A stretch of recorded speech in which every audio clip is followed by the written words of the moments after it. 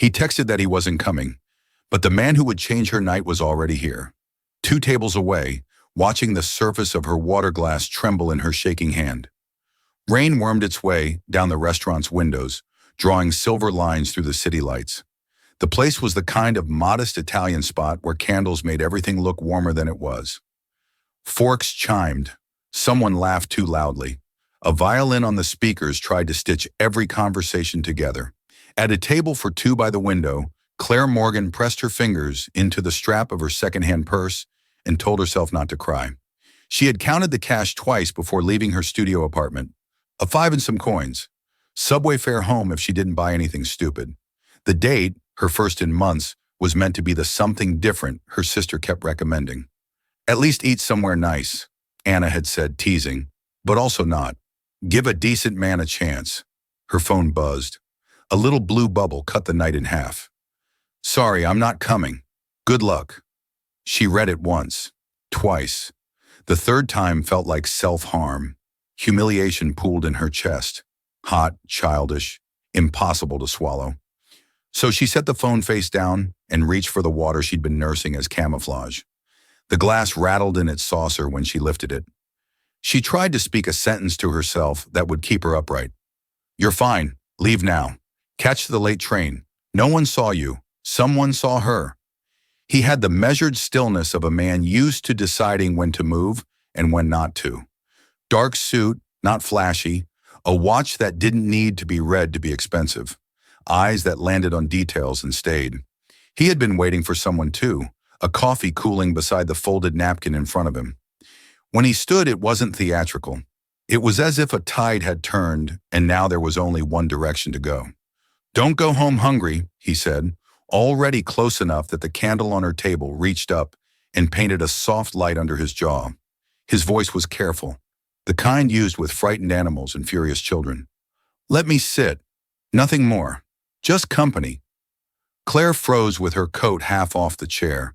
A part of her brain did the swift math of risk. Stranger, male, older, money in the cut of the cloth. Another part, the part she used to count morphine drops and seconds in code blues, watched his hands. They were steady, not reaching. He waited like he had all the time in the world to be told no. Why? She asked. The words sounded too small in the candlelight. Because 2 chairs shouldn't go to waste, he said, a pinprick of dry humor exposed, then tucked away. And because you look like you held your breath through something sharp. It wasn't a line. He looked like a man who disliked lines. She sat back down because standing made the room tilt. He pulled the other chair out and lowered himself with a nod to the waiter, who approached as though he'd been summoned by gravity. The soup for both of us, the stranger said before Claire could protest. And bread, please. He handed off the menus with a small smile that took the sting out of it. Unless you're allergic to soup. She wasn't. She was allergic to feeling beholden. You don't have to. I know, he said, and the sentence closed gently, like a door caught before it slammed. Silence was a generous thing between them. It padded the hard edges of embarrassment until her breath slowed. She noticed the details she always noticed when panic receded. The thin chip on her water glass, the dripped wax frozen in a curl around the candle, a couple arguing softly 2 tables over, the violinist's bow in their recorded track catching ever so slightly on a string. I'm Claire, she said finally, because it felt rude to eat soup with a stranger who had rescued her from drowning in place. Michael, he said. No last name, no story pinned to it. He asked about her night shift. Had she just come off one? Or was she bracing for one? She surprised herself by answering. She was off for once. She'd almost canceled the date twice, and then told herself not to be a coward. He told her he'd been stood up in a place like this once, years ago. The corner of his mouth lifted, a private joke with himself. It's not fatal, he said. It just feels like it. The soup arrived, steam curling into the small weather system of their table. The first spoonful was warmer than she expected, and that was what undid her. The kindness of heat. She hadn't eaten since a granola bar at lunch. Her hands stopped shaking. Don't mistake someone else's decision for a verdict on you, Michael said without pomp. When people reveal themselves, that's about them. It's also about me being stupid enough to expect something else, she said, because she preferred the cleanness of blame to the fuzz of pity. Expecting is a kind of courage, he said. It's the only way anything happens. She wanted to argue. It was safer. But the violin dipped into a melancholy run, and her throat did that dangerous pinch that preceded tears. She looked down and saw the strap of her purse where her fingers had pinched it had left a red mark across her palm. "Miss," the restaurant manager's voice was low and courteous, but it carried the iron lacework of policy. He wore a vest that tried too hard. "Do you anticipate staying long? We have—" Michael set his spoon down. He didn't raise his voice. He changed the temperature of the room. "This table is fine. We won't be rushed." The manager turned to him fully for the first time, and something like recognition passed through his eyes, quick and electrical. His posture changed by degrees. "Of course, sir. Please take your time." Claire watched the exchange, a prickle of unease running up her spine. She hadn't missed the shift, the sudden deference. She hadn't missed the way other tables had begun to notice them, the way people notice weather out of place. "Did you just know him?" she asked, trying to keep her tone neutral and failing. "No." Michael's mouth tugged sideways. "I know the type. You don't eat alone much, do you?" She meant it as a joke. It landed as an X-ray. He didn't flinch. "Not as much as I should." She thought of how he'd said he'd been stood up. She thought of the way his eyes had noticed her hands and not her lipstick, which she hadn't worn. She thought about pride, that stubborn, brittle armor she dragged around like a shield that kept out both arrows and sunlight. The bread arrived, and with it a bench of quiet contentment she hadn't expected to sit on. They spoke in the safe shallows, about the rain that refused to commit to a storm, about the old man at the corner table who ordered exactly one espresso every night, like a sacrament, about the chef's affection for Basil that bordered on personality trait. When she laughed finally, it surprised them both. It sounded rusty and then real. She checked the time. If she left in 10 minutes, she could still make the last train easily. "Thank you," she said, hating that the words sounded like surrender when they were, in fact, thanks. "You don't owe me anything," he said, as if reading the footnote of obligation she wrote into everything. The manager returned, hovering with the bill like an apology. He did not place it in the center of the table. He placed it exactly at Michael's right hand. "Whenever you're ready, Mr. Reed." The name didn't just drop, it detonated. Claire felt the blast wave before the sound. Reed. The syllable arrived with its own gravity, and with it a slideshow of headlines, steel and glass towers, ribbon cuttings on morning shows, the city skyline like a bar graph of someone else's ambition. Her mouth went dry. "Mr. Reed," she repeated, her voice doing a small, stupid thing with the R. Michael's jaw tightened a fraction, an old reflex she sensed to an old problem. "Does it change the soup?" he asked quietly. He didn't reach for the check. It changed everything and nothing. It snapped her back into the cold arithmetic of class where she lived most of the time. She had $5 in her purse, and a stranger who owned a percentage of the horizon had bought her soup. She began to stand, and her chair scraped the floor too loudly. Heads turned like flowers. "I can't," she said, finding the edge of her coat with hands that had pried open clenched fists in panic rooms. "I thought you were just kind." "I was," he said, and the past tense made something in her chest sting. "I am." But the word billionaire threaded through the candlelight and turned the air into a stage she didn't want to be on. She hated that. She hated that a last name could turn generosity into narrative, could turn her into a character in someone else's cautionary tale. She reached for her purse. "Claire," he said, and there it was, her name without adornment. "Don't let a text or my name decide your worth tonight." "Easy for you to say," she said, and hated the bitterness that bled into it. The bitterness was the one thing she never brought to her patients. She refused to cry here. She refused to be the spectacle she avoided. "Thank you for the soup." He didn't block her. He didn't touch her beyond words. He only nodded like a man who understood that pride sometimes needs to walk itself out into the rain to feel real. "Take my umbrella," he said, already sliding the old black thing from beside his chair, its handle worn. Not new, not performative. She shook her head. I'm not a rescue. Never said you were, he replied. But it's raining. She left without it because she didn't know how to carry it and her dignity at the same time. The bell over the door startled her with its bright little ding, and the night hit her in the face with wet fingers. The sidewalk gleamed. Her reflection stuttered in every puddle. On the corner, the subway sign hummed like a promise. She ran the steps, wet, breath a little ragged, heart a drum too close to her throat. The platform was flecked with rain blown in by a leak in the ceiling, the electronic board above the tracks blinking its red-lit indifference. Last train, one mile in. Then, as if too tired to lie, it flickered and replaced itself with, last train, departed. Claire stood very still, feeling the shape of the night change around her. She closed her eyes. The humiliation that had followed her from the text through the soup now reached for her with cold hands.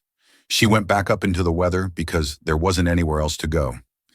The city at this hour wasn't empty exactly. It was a different country. Cars hissed by like unsaid apologies. A neon bodega sign fought bravely with the rain. She tucked herself into the awning's shallow shelter and counted what she had. $5, pride, a name the press would never bother to learn, a heartbeat refusing to slow, and then the small circle of dry above her widened. A black canopy unfurled. She didn't need to look to know which umbrella it was. You'll freeze, Michael said.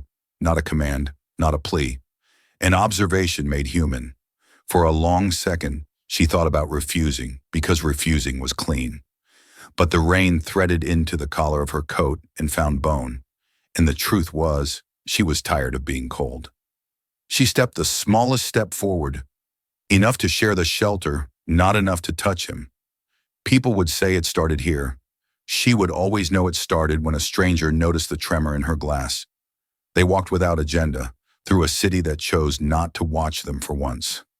I didn't stay because I felt sorry for you, he said, and she heard the careful honesty. Once I was the person holding a glass like that. She didn't answer.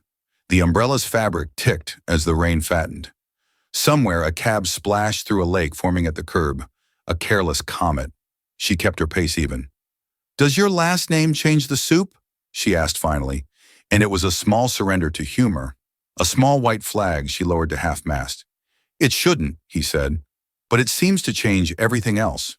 They reached the stone steps that would lead her down toward the patient corridors of her part of the city. Laundromats with flickering fluorescence, children sleeping on buses, nurses in scrubs counting their quarters. She paused there under the umbrella and looked at him properly. The raindrops gathered in his hair at the temples. He had the tired eyes of a man who had seen too many blueprints and not enough mornings. Thank you, she said, and the words were the precise instruments she used at work. Necessary, sharp, exact. For the soup, for not making it a scene. He nodded once. Promise me one thing, he said, and when she didn't run, he went on. Don't let that text be the last word. She didn't say yes. She didn't say no.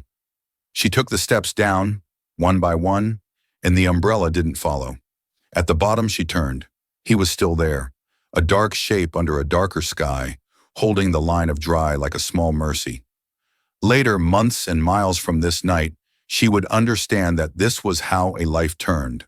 Not with fanfare, but with a man who didn't block a doorway and didn't ask for anything except that she not decide she was unworthy. For now she disappeared into a city that had always swallowed her without a sound. The rain washed the window glass clean. Inside the restaurant, a manager in a vest cleared 2 bowls, one half full, one empty. In the ledger of small kindnesses that never make the news, a line was written and, unusually, kept. The morning after felt like waking from a fever. No fire, just the thin ache that follows. Claire sat at the wobbly table by her one window, palms wrapped around a mug she didn't have coffee for. The rain had rinsed the city to a quieter gray. Her scrubs lay folded beside the sink, neat out of habit, not optimism. The night before replayed in unsteady frames. The text, the soup, the name dropped like a stone into still water. Under an old umbrella, a man choosing words like he'd learned the price of careless ones. Her phone buzzed against the tabletop and she jumped. A message from the hospital scheduler.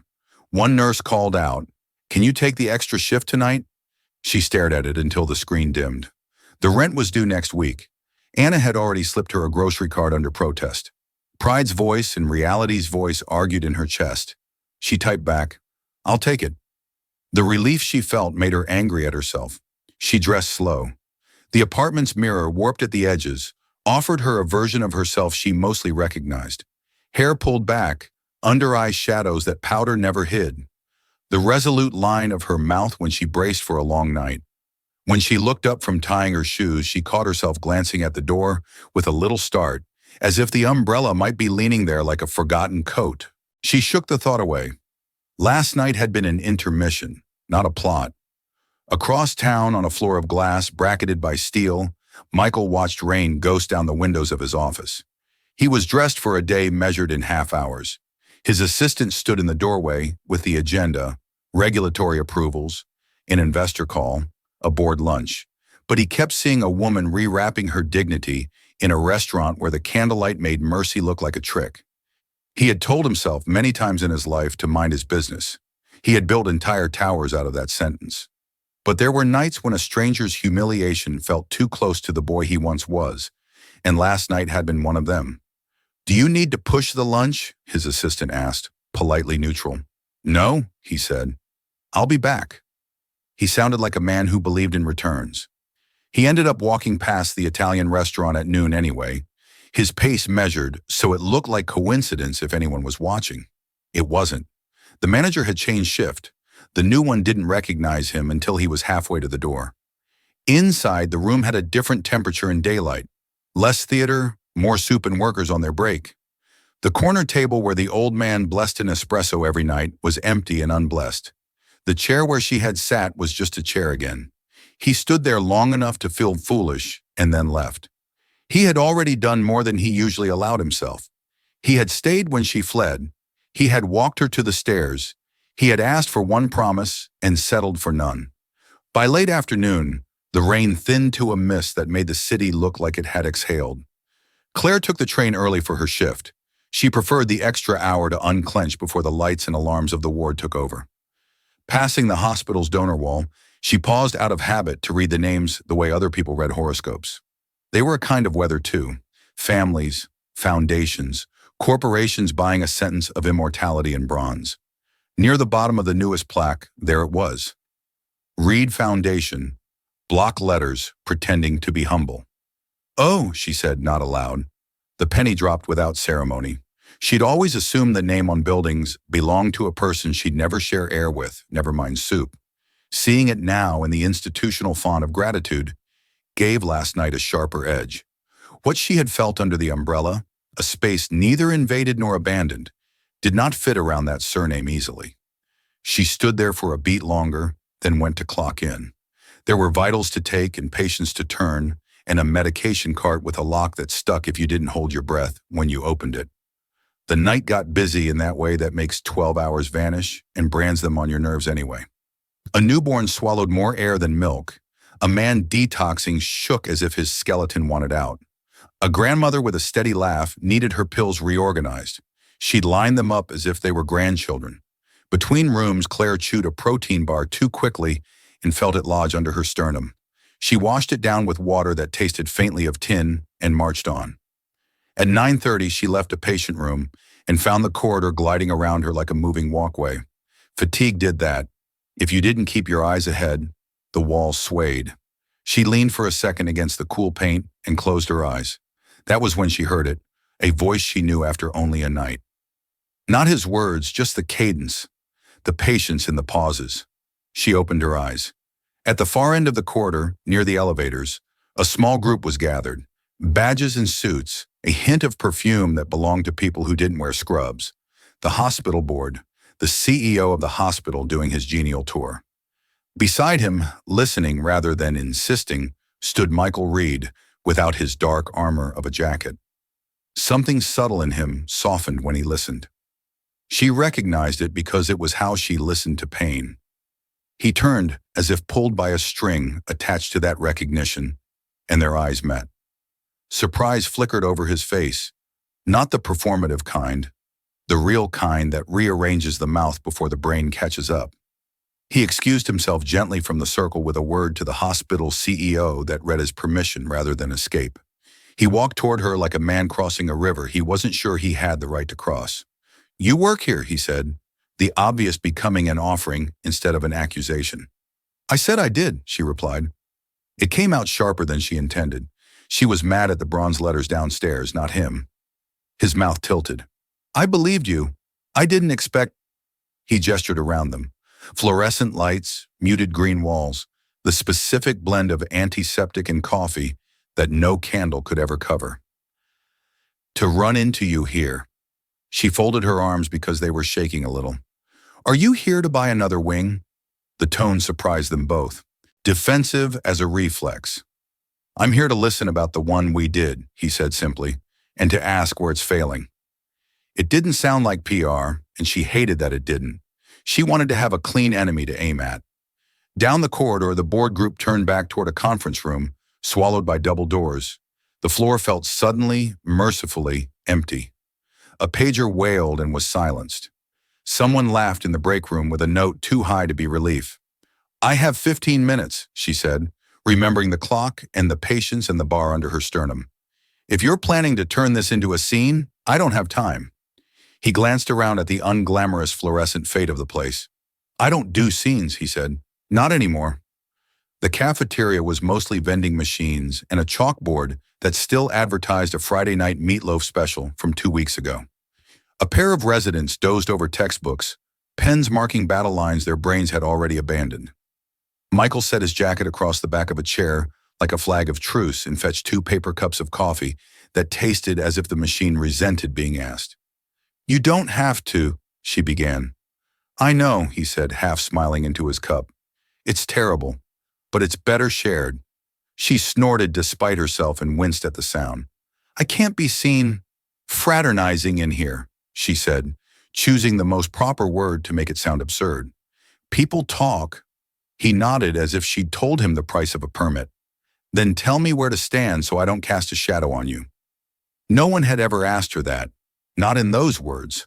Lovers had asked for her time, her patience, her forgiveness. Supervisors had asked for her weekends, her spine, her silence. No one had asked where to stand. She set the cup down and stared at the ring it made, a brown eclipse on the table. "I don't know yet," she admitted. He accepted that. They let the silence stand between them without obligation. He asked about the grandmother who arranged her pills like children. She told the story and found her shoulders loosening. He mentioned almost shyly a son who built unstable skyscrapers out of plastic bricks and named each one with a certainty that reminded Michael of his younger self, before certainty had been broken and rebuilt as caution. "Does your son know you have an umbrella that belongs in a museum?" she asked, and the smile that found her felt freer than it should have. "It's older than some of my buildings," he said. "It leaks if you tilt it wrong." "I noticed," she said. A voice over the intercom called her name. Duty dressed as white noise. She stood, and with standing came the old script. Exit lines to erase kindness. "Thank you," she said, feeling how threadbare it sounded, "for not making last night a performance." "Claire," he said, standing too but not stepping closer. "I didn't come here to find you." His eyes asked to be believed. "But I'm not sorry." She wanted to say she was. The words would not come. She picked up the coffee, thought better of it, and left it steaming on the table. "I have to go," she said, and because it felt important to leave something besides retreat, she added, "I laughed today. That's not nothing." He nodded as if she'd handed him a blueprint that could actually be built. "I'll be here a while," he said, with a glance that included the vending machines and the terrible coffee and the clock that ticked too loudly. He didn't say he would wait. He just didn't leave. Hours later, at nearly midnight, the cafeteria was a sleeping animal. Vending machines hummed like a lullaby written by a machine. The residents had given up and stumbled back to their pagers. Claire walked in on legs that had done too much and sat down before she could change her mind. Michael was still there, jacket folded the same way, a newspaper unopened, as if every headline could wait its turn. "You stayed," she said, aiming for disapproval and missing. Coffee is better terrible with company, he said lightly, then quieter. Also, I meant what I said about last words. She wrapped both hands around the paper cup he slid toward her. It wasn't warmth, not exactly, but it was proof that the world still offered it. The fatigue that had accumulated like silt in her bones shifted. Outside, the rain took a breath and paused. Inside, she did the same. When the intercom announced the next shift change, she stood and felt the hospital tilt around her, the way it always did when your body wanted horizontal and the world wanted otherwise. She looked at him for a heartbeat too long. "Tomorrow I'll know where to tell you to stand," she said. It surprised her, the promise in it. "I'll be where you ask," he said simply. On the way back to the ward, she passed the donor wall again. The bronze letters didn't look like a sentence anymore. They looked like a question. Claire slept between alarms, 30 minutes of collapse at a time, waking with the feeling she'd been reading a book she couldn't put down and now couldn't find again. The cafeteria coffee's bitter film still lingered on her tongue. So did his sentence, the gentlest challenge. "Tell me where to stand so I don't cast a shadow on you." The hospital, indifferent to private revelations, demanded its usual tribute. By sundown, she was back in her scrubs. The fabric softened by so many wash cycles, it felt like a second skin. The night shift assembled at the nurse's station, trading clipped updates like baton passes. A code cart squeaked in protest somewhere down the hall. Someone apologized to it under their breath, as if to a tired horse. She promised herself she wouldn't look for him. She looked for him. He wasn't there. In the corridor with the board, in the lobby pretending to study the donor wall, in the cafeteria where vending machines hummed their mechanical lullabies. The absence was a relief sharpened to a point. If he could stay away when she asked for space, perhaps she could believe the rest of what he had said. Around 10, during a rare pocket of stillness, she took her break and stepped outside to the small staff patio. 4 plastic chairs, 2 dead plants, a view of a loading dock that never slept. The night air tasted like a different kind of clean, cool metal and rain memory instead of antiseptic. She exhaled and felt it move through her, like something medicinal. "Is this far enough from the shadows?" he asked quietly. She started, then laughed once because it was the exact shape of what she'd been thinking. Michael stood just inside the glass door so that the overhead light drew a border across his shoes. No jacket tonight. Sleeves rolled. His presence was a study in not pressing, one hand in his pocket, the other holding an object she recognized before her brain named it. A sandwich in wax paper from the cafeteria, the kind that tasted mostly like salt and fatigue. "You can't keep appearing like a rabbit from a hat," she said, and immediately wanted to drag the words back for implying she'd been waiting for magic. "I came the long way," he said, serious enough that the joke softened into something else. "And I brought an edible negotiation." He stepped onto the patio only when she didn't move to block him and set the sandwich on the little table between the chairs. "Turkey," he added, as if reading the label were a promise to speak only what was true. "I learned better than to guess about mayonnaise." Claire wasn't hungry until she was. The first bite landed with the same shock as last night's soup, heat and salt and a small forgiveness. She chewed with her eyes closed because she had no spare graces left for looking composed. "I asked around this afternoon," he said after a moment, gaze fixed on the loading dock where a pallet jack whined morosely. "About the pediatric floor. The foundation paid for monitors that don't alarm themselves into white noise, but half of them are cycling error codes. There's a vendor issue. The bureaucracy would like it to be next quarter's problem." "Next quarter," she said, the smile that came not at all nice. "Tell the babies to wait."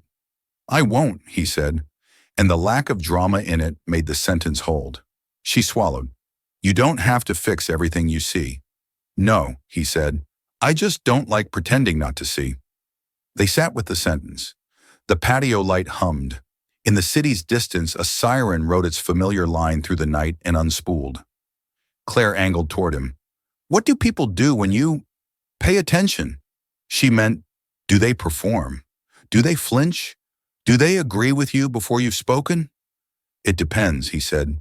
"Some people recite invoices at me. Some become very brave with ideas and very shy with responsibility. A few tell me where to stand."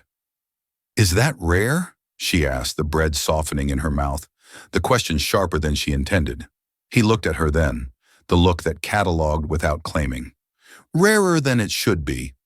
She finished the sandwich and tucked the wax paper into the little patio trash can because nurses were trained to leave places better than they found them.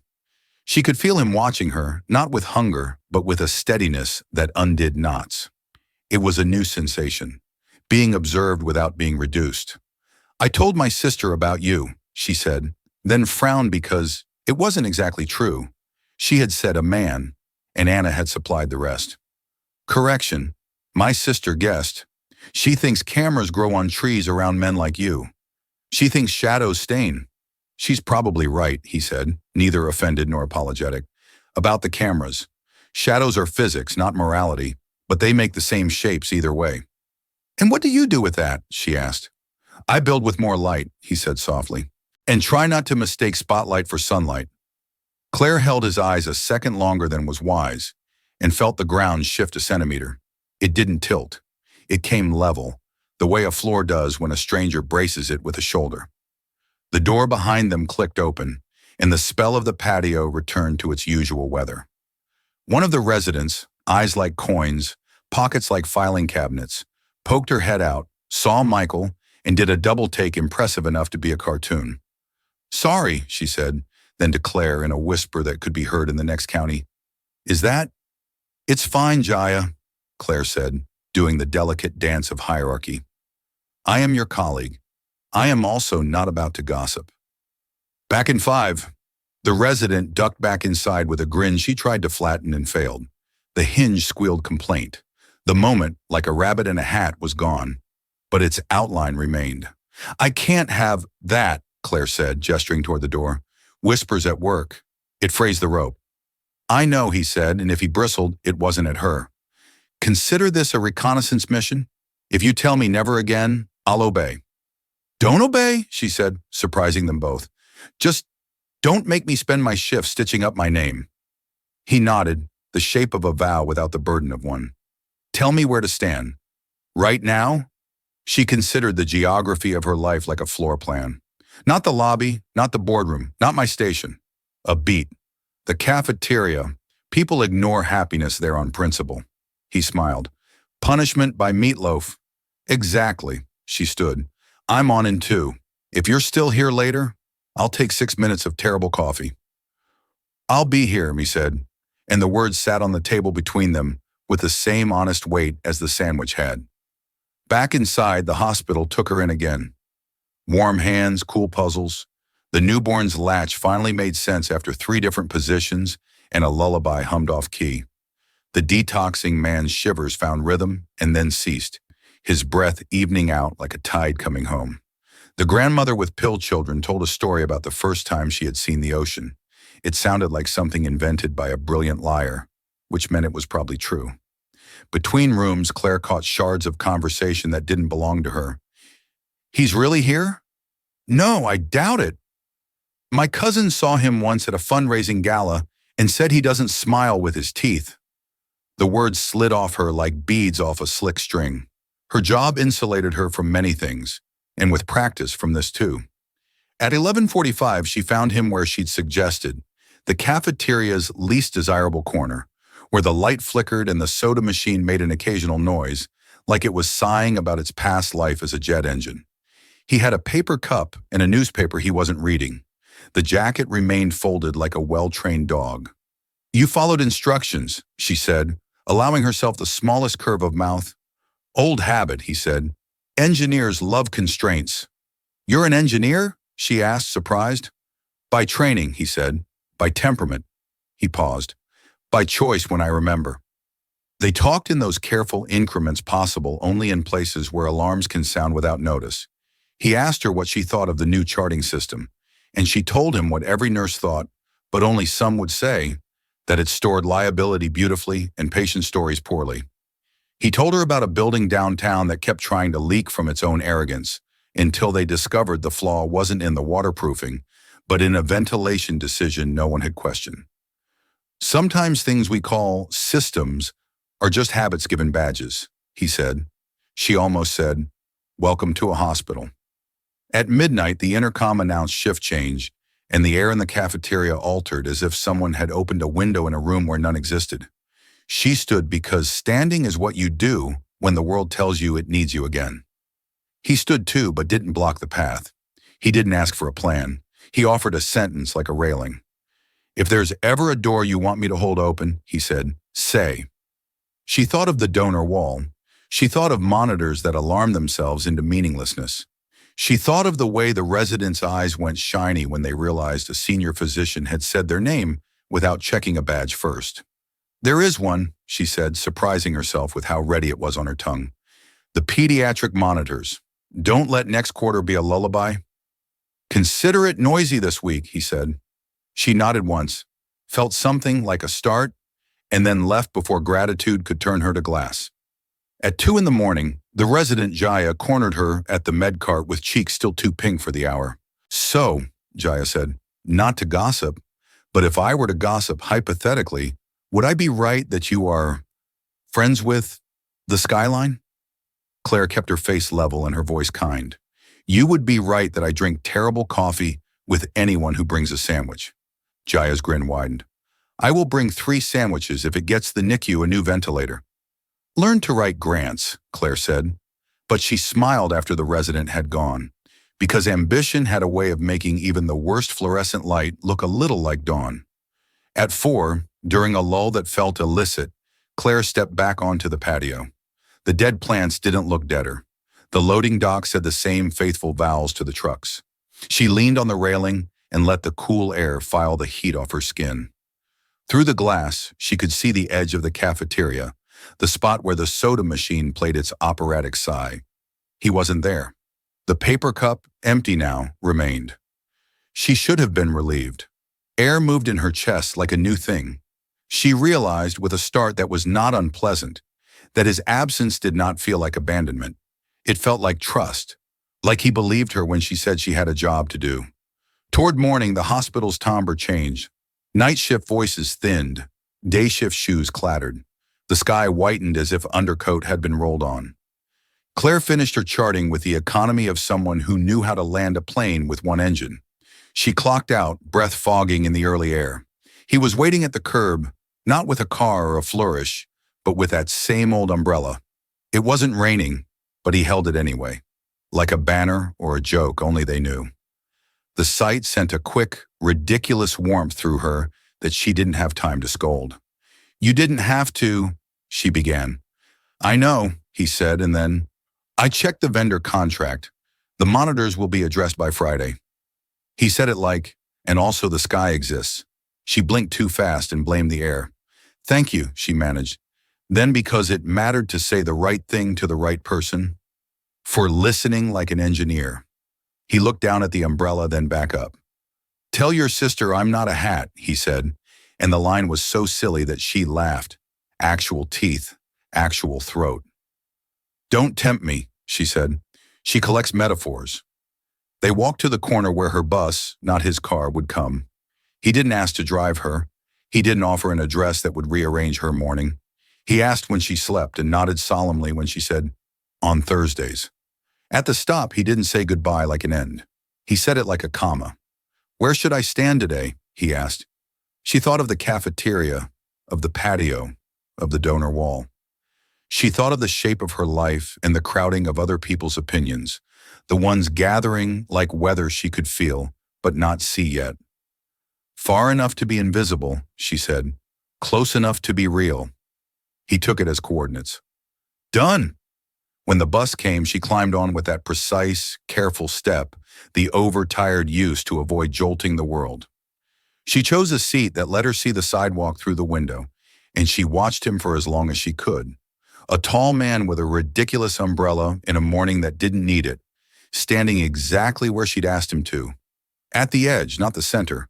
A place from which you could step in if called, and if not, wait without turning into a shadow. By the time she got home, the exhaustion had braided itself with something lighter. Not hope. Hope was too greedy a word for this early hour. Something humbler and sturdier. A plank laid down over a small gap. A place to put a foot. The texts from Anna were already waiting. The whispers were already starting. But those belonged to the next page. For the first time in a long time, Claire put her phone face down and fell asleep without rehearsing her defenses. Claire's phone buzzed at 6 in the morning, 3 minutes before her alarm. She reached for it groggily, thinking it was the hospital again. Another shift, another missing nurse. Instead, it was her sister. Anna, call me the second you wake up. Don't ignore this. There were no emojis, no exclamation points, just that tone, controlled panic written in plain text. Claire sat up, hair sticking to her cheek, and called. Anna picked up before the first ring finished. Claire, is it true? Claire blinked. Good morning to you too. Don't joke. People at the clinic said they saw a photo. Photo? Of you. At work. With him. Michael Reed. The name landed like a dropped dish. Sharp, final, impossible to undo. It's already on some hospital gossip board. Claire closed her eyes. The fragile calm of her night shattered like glass in sunlight. Anna, Claire, do you know what kind of spotlight that puts on you? On us? Anna's voice trembled with worry disguised as reprimand. You've worked so hard to keep your life quiet, to stay invisible enough to breathe. Men like him don't save women like us. They destroy them when people start paying attention. The words hurt because they came from love, the kind that wanted to protect by caging. I'm not being destroyed, Anna, Claire said softly, and nothing's even...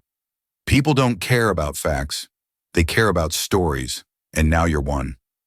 The call ended without goodbye. Claire sat on the edge of her bed for a long time, the city's morning hum climbing through her open window. Her phone buzzed again, this time a message from a coworker. Is it true? Followed by a link she didn't dare open. She went to work anyway. Pride was stubborn that way. By the time she reached the hospital, the hallways had changed temperature. Conversation stopped when she entered a room, then resumed half a second too late. The glances weren't cruel yet, just curious, dangerous in a quieter way. Dr. Ellison caught her near the nurse's station. His tone was carefully neutral, but his eyes flicked over her like a scanner. Claire, could I have a word in my office? Inside, he gestured for her to sit, hands folded on his desk like an apology he didn't want to make.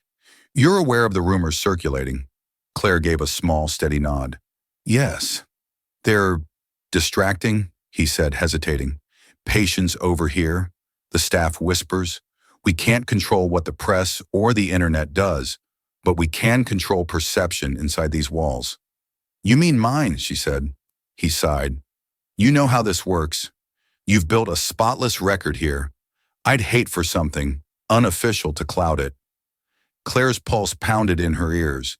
I came here to work, not to defend my personal life.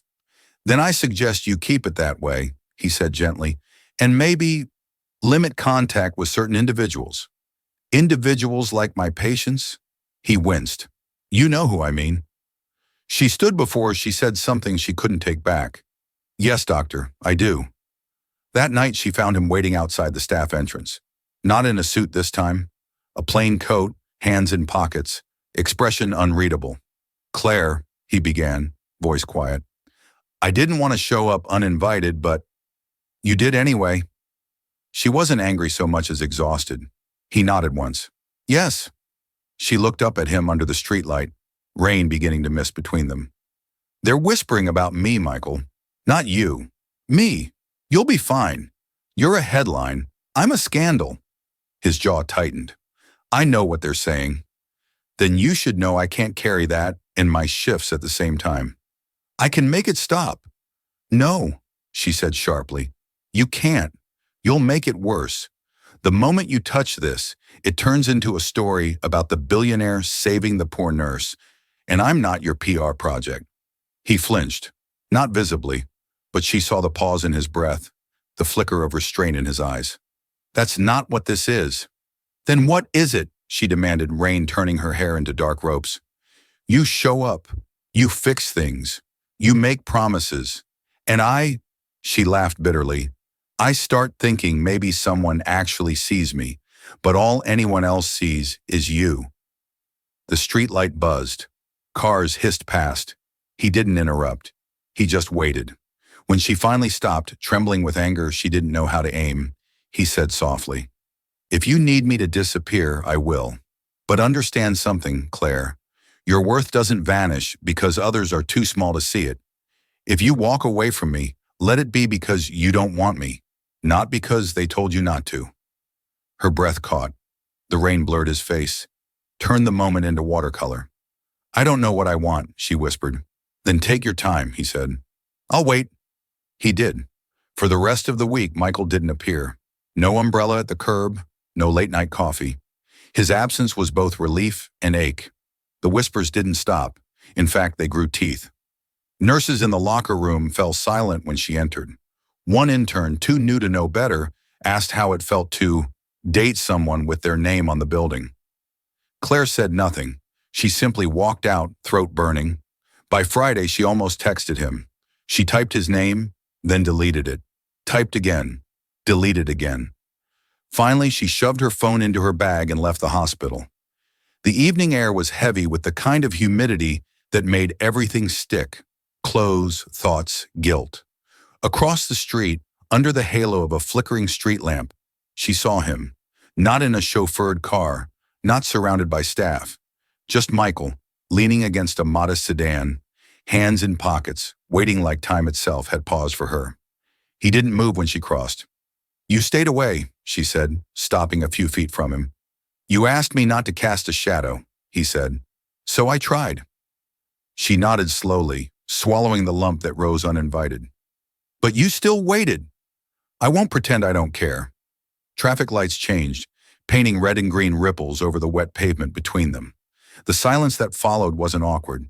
It was heavy with everything unspoken. I'm scared, she said finally, voice breaking. Not of you. Of losing myself in what everyone else thinks this is. He exhaled, a sound halfway between agreement and sorrow. Then don't let them decide the shape of it. You tell me what it is, Claire. I'll follow your lead. Her laugh came out as a breath. You make it sound easy. It's not, he admitted, but I've lived a long time letting the world write my sentences. I'd rather you do it, even if it hurts. The light changed again. A car splashed past, scattering reflections across their faces. You really believe this can survive that storm? She asked. I don't know, he said honestly, but I believe you can. She stared at him, the simplest truth reflected in his eyes. He wasn't promising rescue. He was promising respect. The fear didn't leave her, but it shifted shape, less like a cage, more like a gate. Then don't wait, she said softly. Walk beside me if you mean it. Michael stepped forward, slow, deliberate, stopping when they were close enough that she could see the raindrops clinging to his lashes. I do, he said. They walked in silence toward the subway entrance. No hand-holding, no declarations. Just two people, side by side under the same city rain. When they reached the steps, Claire paused. If this goes wrong, it will, he said. Everything worth doing does. But sometimes the ending isn't the point. She smiled then, a small, tired smile that looked more like survival than romance. Good night, Michael. Good night, Claire. She descended into the station, the roar of a distant train echoing up the tunnel. When she looked back, he was still there, a dark silhouette under a single umbrella, waiting until the doors swallowed her from view. That night, lying awake, she realized he hadn't actually promised anything permanent. And yet, for the first time in weeks, she slept without fear of headlines, only with the quiet certainty that someone had listened when she said she was afraid. 2 days later, when her sister's call came again, the tone was different. Not panic. Warning. Claire, Anna said breathlessly, you need to see this. You're on the news. It wasn't the lead story. There were bigger tragedies and addictive outrages, but it was high enough to scrape skin. Grainy photos of a nurse in wrinkled scrubs slipping into a sedan beside a man the city used like a shorthand for money. The Chiron was coy the way cruelty often is. Mystery nurse seen with Michael Reed. Who is she? Anna didn't wait for Claire to find the clip. She sent 3 links, then called. Don't go outside, she said breathless. I mean, go to work, live your life. But they'll be outside your building. Someone posted your shift schedule. My what? Claire's voice came out flat, like a heart monitor before the alarm.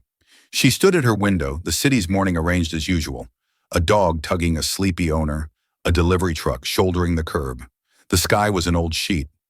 Co-worker's cousin runs a gossip account, Anna said, anger tightening her words into wire. They're asking for tips. God, Claire, I told you.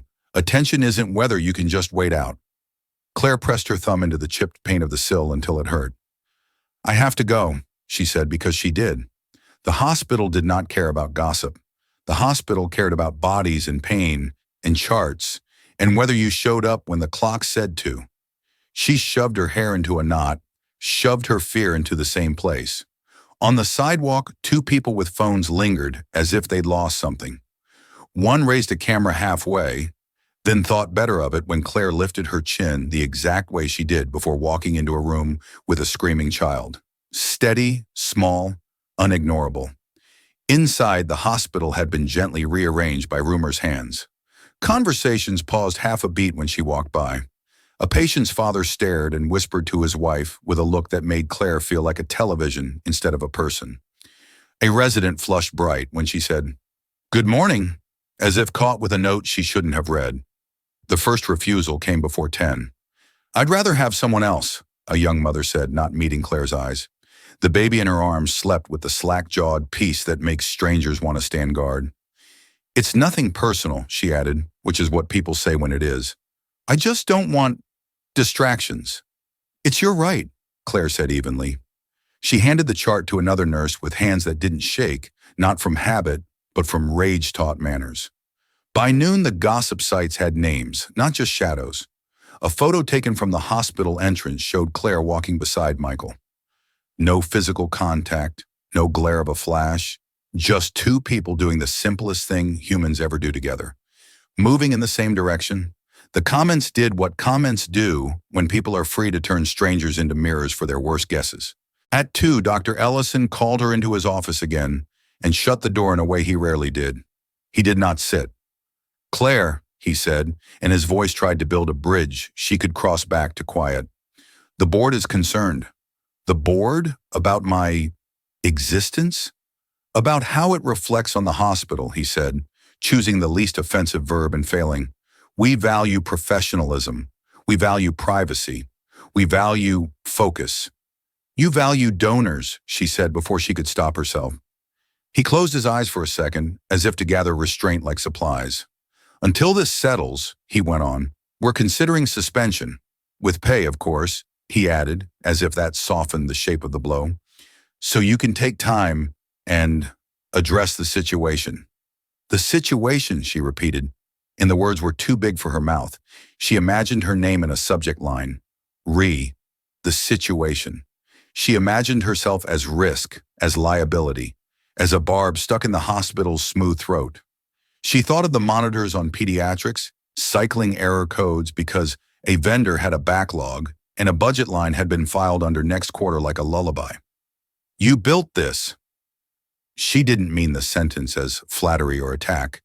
She meant you built this place, this bureaucracy that calls suspicion risk management and people items on a spreadsheet of reputational concerns. She couldn't say it without all the fury that had been collecting in her like a storm. Claire, he said softly, and for a moment he sounded not like a supervisor, but like a man who had watched good nurses break under impossible math. I don't want this, but I also can't pretend it's not happening. Help me help you. How? She clung to the question as to a railing on a boat pitching in weather. Tell me how to exist correctly. Lie low. Don't engage. It passes, he said, and she thought, storms don't pass. They pick a direction and move through you. She left before she said something that would fire her without paperwork. Outside, the afternoon light had gone brittle. She tugged her coat tight and walked the few blocks to a cafe on the edge of the hospital's orbit where nobody knew her as a night nurse, and the coffee aspired to be good. It didn't succeed, but the chairs were heavy, and heavy chairs make people less flighty.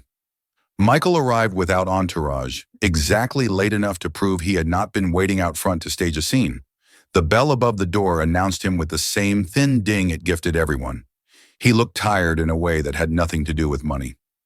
I'm sorry, he said, before he sat, as if he'd been practicing how to begin.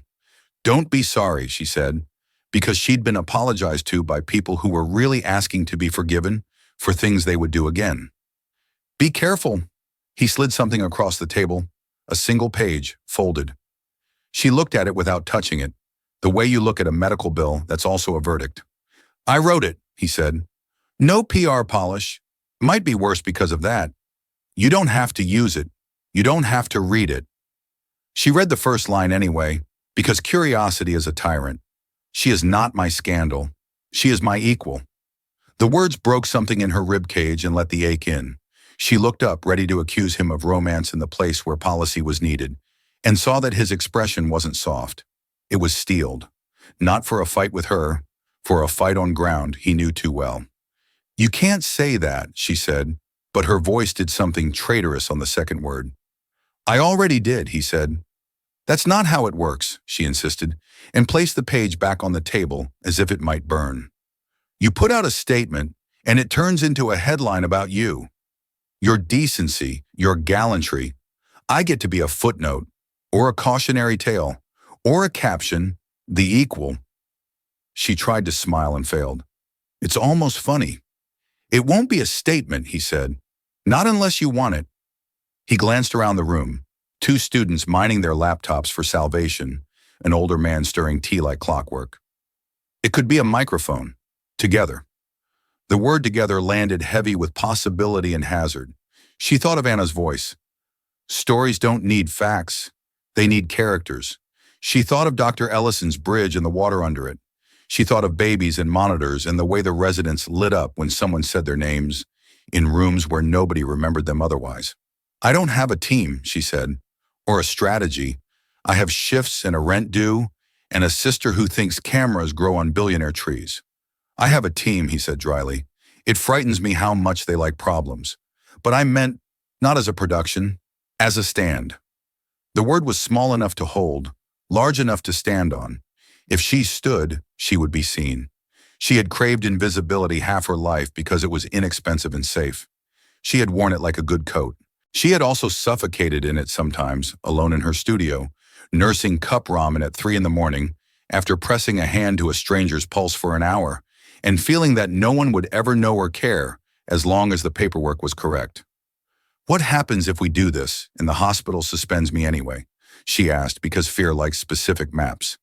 Then we make it very expensive for them to mistake shame for policy, he said, so mildly she almost missed the edge in it. And then I hire a lawyer who loves a boring fight and put his kids through college with the billable hours? I don't want to be a fight, she said. I want to be myself and also employed. Then say so, he said. Say exactly that. What if I shake? She asked, and they both heard the meaning under it. What if I am not enough? Then you shake, he said, and the sentence did not end with, and I'll hold you up. It ended with confidence that she would not fall just because she trembled. She looked down at the page. She is my equal. Arrogant, some would say, to declare a person equal like a king dubbing a knight. But that wasn't how it felt. It felt like a correction printed the day after a lie. Her phone buzzed. A text from Dr. Ellison. Please come to my office at 7 a.m. tomorrow. It read like a verdict. It read like a question mark. Okay, she said, and her voice did not tremble now. We do it, not to make a story, to take back mine. He didn't reach for her hand over the table because he had learned that about her, how she loved without displays, how she needed both closeness and the space to breathe. He nodded once. We'll keep it small but unavoidable, he said. Courtyard. No coached answers. No comment. If they shout, we stay quiet until it's our turn. Then we both speak and then we leave. You go to work. I go to a meeting I don't actually need to be in. She almost laughed and almost cried. Both impulses ran into each other and came out as that sound people make when something heavy is finally set down. The cafe's bell chimed again. Someone else's life came and went. The city dragged the hour forward by its stubborn hands. This was not strength. It was decision, which sometimes masquerades as the same thing. That night, she stood in front of her warped mirror and practiced lifting her chin without flaring her nostrils. The kind of useless vanity that comforted her because it was small and fixable. She imagined microphones like dandelion heads. She imagined saying her name into the air and not apologizing for it. She imagined walking past the donor wall and seeing not a pronouncement, but a sentence she could answer. Anna texted, "If you do this, I'm coming." "You'll hate it," Claire replied. "I'll hate every second," Anna wrote back. "That's why I'll be there." Claire smiled into the mirror, thought of Michael's ridiculous umbrella, and felt something like steadiness slide into place. Morning would bring cameras and doubt and the temptation to swallow herself to make the world more comfortable. Morning would bring Dr. Ellison's eyes in a courtyard and the sentence on that folded page that still burned her hand when she touched it. Morning would also bring her own voice. She set the alarm and, for once, slept like someone who would need it. By 7:30, the hospital courtyard had the mood of a living room invaded. Familiar furniture, unfamiliar voices, the air overcrowded by people who wouldn't stay long. Tripods sprouted like thin-legged animals. Boom mics bobbed. Security stood with that particular stillness that promises motion if needed. A line of hedges did its brave best to look indifferent. Beyond them, the morning lifted its pale light with no interest in headlines. Claire stopped at the edge and felt her pulse climb into her throat. She had chosen plain clothes, a dark sweater, scrub pants because they fit like home. She could smell antiseptic on her own skin, the scent of work not yet done. Anna pressed a thermos into her hand and squeezed once, hard as if priming courage. "You know I hate this," Anna said. "I know," Claire said. "That's why I trust you. If anyone puts a camera in your face, I'll break their lens." "Please don't commit a felony for me before breakfast," Claire said, and the smallest smile ran through both of them like a shared current. Michael stood a few yards away, talking quietly with a hospital security lead. No suit today. Navy jacket, open, tie abandoned, a blue shirt that belonged to men who had decided to be people first this morning. He looked up when Claire crossed the courtyard, and that look, relief braided with something like respect, made the ground steady for a second. "You don't have to do this," he said out of habit and conviction. "I know," she said, borrowing his line, returning it polished. "I'm doing it anyway." Dr. Ellison materialized with the air of a man wishing to be both helpful and invisible. "There's quite a turnout," he said, as if inventorying a shipment of attention. "If you need a conference room—" "No," Claire said. "Here is fine." The courtyard was where families waited and cried and breathed. It was where patients sat in sun to remember they were more than charts. If she had to attach her name to a place, let it be this one. The first questions fired before anyone made a statement. Reporters, bloggers, influencers, with ring lights like distant planets. "Claire, are you in a relationship with Mr. Reed? Did you meet while he was visiting his foundation's wing? Are you leveraging this to get ahead at work? Mr. Reed, is this a distraction from your pending rezoning approval?" Cameras found angles. Microphones hummed. A drone somewhere whined until security pointed, and it scuttled away like a guilty insect. Michael lifted a hand. Not imperial, not shushing, steadied like a conductor cueing a softer tempo. The noise thinned enough to hear the fountain's timid trickle. He turned slightly so his shoulder aligned with Claire's. Not in front of her, not behind. "She is not a story for you to twist," he said, voice even enough to carry without force. "She is not my scandal. She is my equal." The sentence hit the crowd like a pressure change. Audible not as sound but as the way bodies shifted, lenses re-aimed, skepticism recalibrated. Someone scoffed, someone else wrote fast. A reporter near the front, hair lacquered into ambition, shot a hand up. "Equal in what sense, Mr. Reed?" she asked, tone sharpened to slice a platitude. "In wealth? Status? Influence?" "In worth," he said, without blinking. "In the right to be seen as a whole person, not as a supporting character in my biography." Murmurs, then a volley. "Were you meeting in secret? Did you ask the hospital to protect her? Are you using her to soften your image? Is this about image repair after last quarter's earnings?" Claire could feel the questions try to climb her. She could feel panic look for a handhold.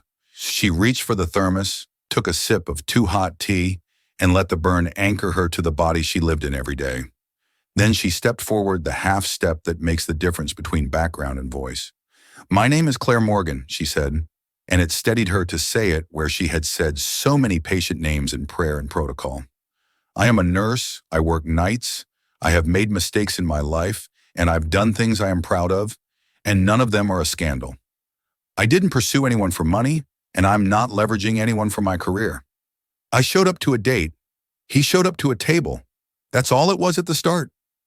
The microphones leaned toward her like a field of hungry flowers. 2 cameras flashed, then 3. She kept her chin lifted where she'd practiced in the mirror, nostrils calm. A voice she recognized, dry, skeptical, weary of pageantry, cut in. The same reporter who had asked about equality. "Are you in love, Ms. Morgan?" Claire thought of IV alarms and lullabies, of how sometimes love is just showing up with a sandwich and a listening face. She thought of how words get turned into weapons when flung into crowds. "I am in the middle of something I'm choosing," she said, "and I won't apologize for being seen." A laugh somewhere, derisive or delighted, hard to tell. A man in a blazer, ruddy with certainty, lifted his voice toward Michael. "How does your board feel about you turning a private courtyard into a podium?" Michael didn't glance at his watch, though it might have told him to. "If integrity is a poor use of a morning, we've all been allocating our time badly," he said. "My company will survive my telling the truth. I hope the rest of us can say the same." That line traveled like electricity, outward, inward, through phones, into captions. Claire felt the crowd try to recast the scene, and then fail because it lacked the requisite elements of farce. There were no tears, no staged embraces, no security theatrics. Only declarations that fit in the mouth without choking. A woman's voice, more human than the others, pierced the professional hum. "Claire!" It was Anna pushing through with an apologetic elbow. The crowd parted because fury looks a lot like confidence from the outside. Anna stopped at Claire's side, not to take the microphone, not to scold, but to stand where any camera would have to include her if it wanted the story. "You don't have to like this," Claire murmured without moving her lips. "I don't," Anna murmured back. "I still stand." The questions kept coming. Did Mr. Reed use his influence to interfere with hospital policy? "Ms. Morgan, have you been offered preferential treatment? Are you being disciplined? Are you seeking damages against the gossip sites?" Claire took what she wanted and let the rest fall. "I've been offered plenty of opinions," she said. "I haven't been offered a reason to be ashamed. I came out here to tell you I'm not hiding. After this, I'm going to work." She glanced toward the doors. "People inside need help. That's what I do." It should have ended there. It didn't, because storms are greedy. A late-arriving blogger shouted, "Smile for the camera, sweetheart," and the courtyard stuttered with offense. Security shifted. Michael's jaw went granite. Claire didn't wait for chivalry. She didn't need a rescue she could deliver herself.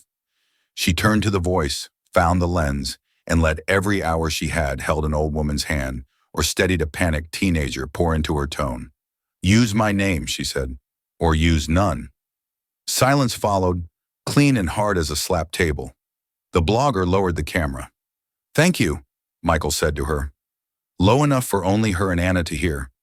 It wasn't gratitude for the quip.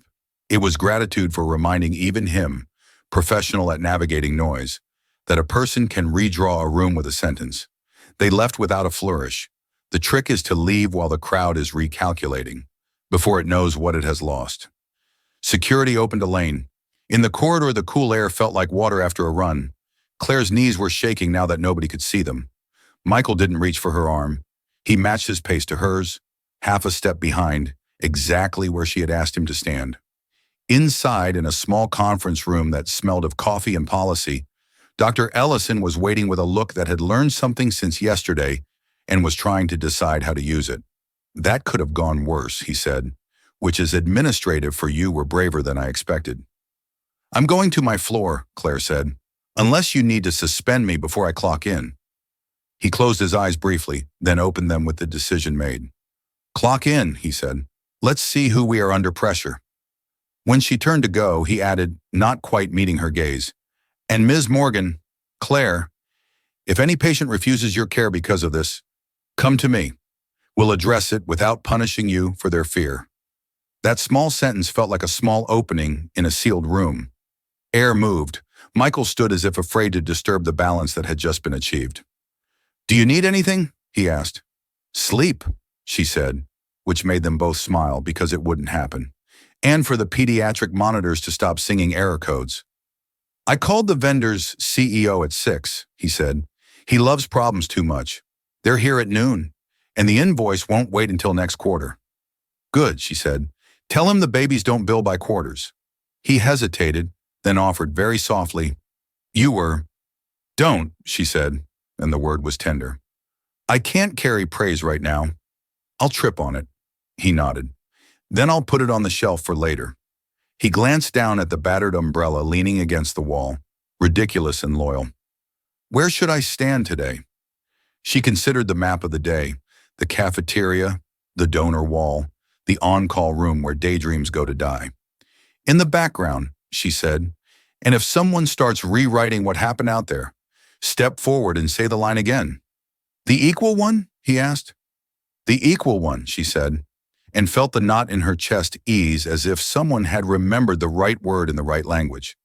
They walked together to the nurse's station, then parted where a sign said, "Authorized personnel only," and meant it. He stopped with the reverence he always afforded boundaries. She went through with the authority she had earned by signing her name 1,000 times next to the word care. The rest of the day was very ordinary, which is to say it was a marathon of small heroics that never make news. A diabetic teenager cried because her glucose spiked right before her birthday. Claire taught her to forgive numbers. A man detoxing asked for his mother in a voice that belonged to a boy. Claire sat and became, for 5 minutes, someone's mother. The pediatric vendor arrived early. The monitors rebooted into competence.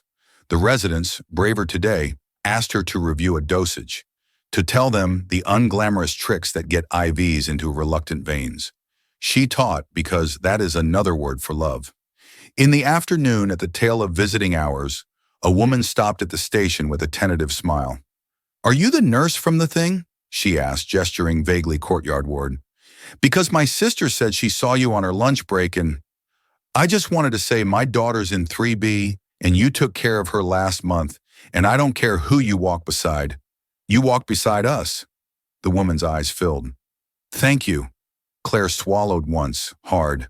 "You're welcome," she said, and wrote her extension on a sticky note.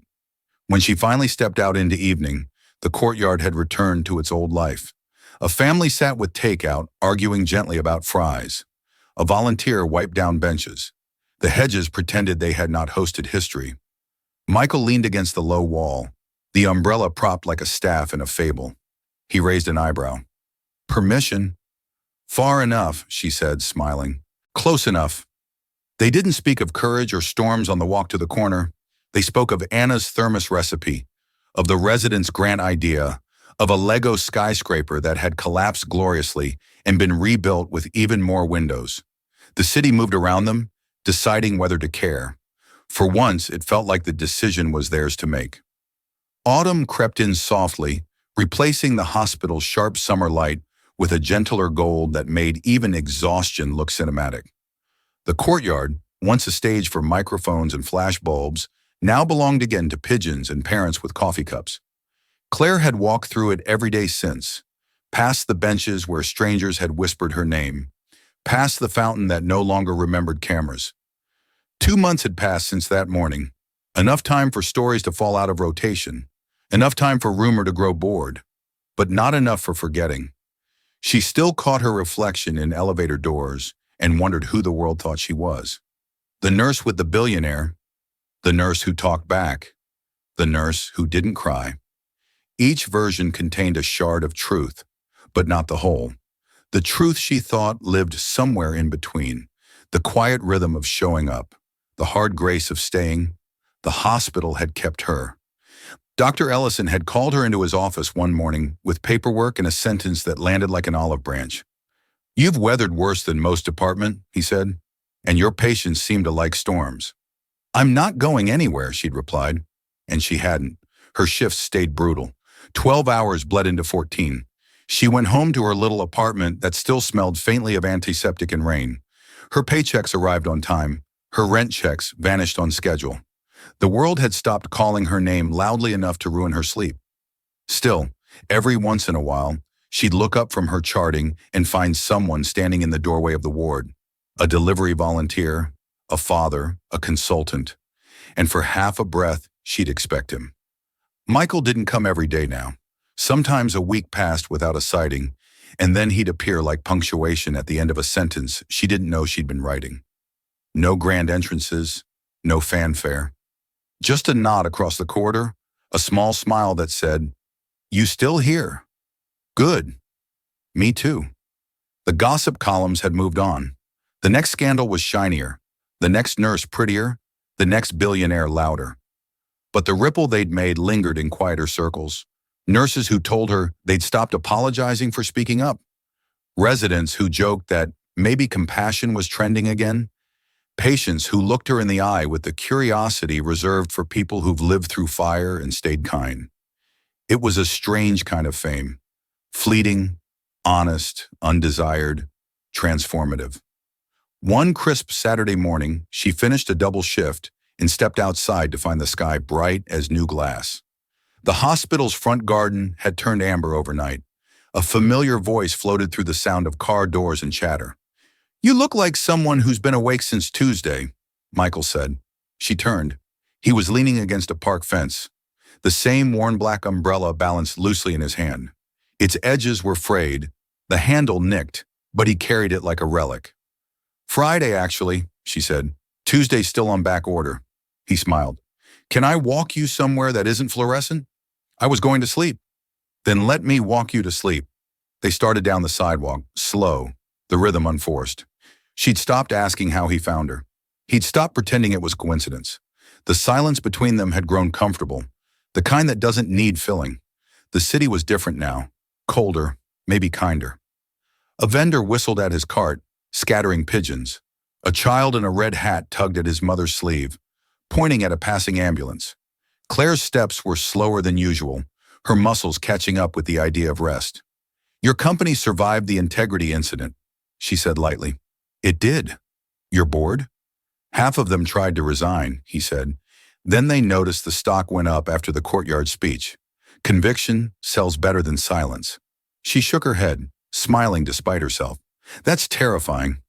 "Accurate," he agreed.